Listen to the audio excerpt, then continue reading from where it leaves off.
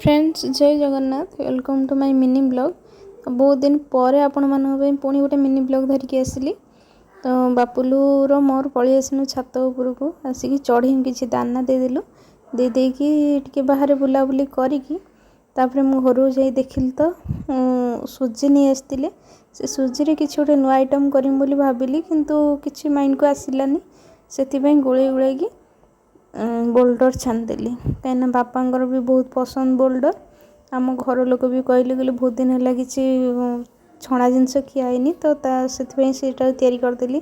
तापर ये रेडी करदेली बापा जलखिया रेडी करदेकी मुझे बाहरी पड़ली टे मंदिर जावाई कहीं मन भी भल लगुनि तो टी मन भल लगे टी मंदिर आड़ बुली बुला आसिले मनटा बोधे भल लगे से बाहरी पड़ली मंदिर जावाई। ये भोगराग सब रेडी करदेली तापर देखु देखु मामा भी ये पूजा सारी देते ठाकुर घरे।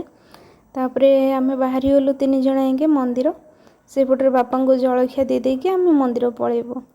तो बापा को जलखिया दे देकी आम जा मंदिर पाखे पहुँच गलु। तापर भलरे भलरे पूजा काम सारी देकी घर को फेरी आसलु। वीडियोटी भल लगी लाइक एंड सब्सक्राइब करदेवे। जय जगन्नाथ।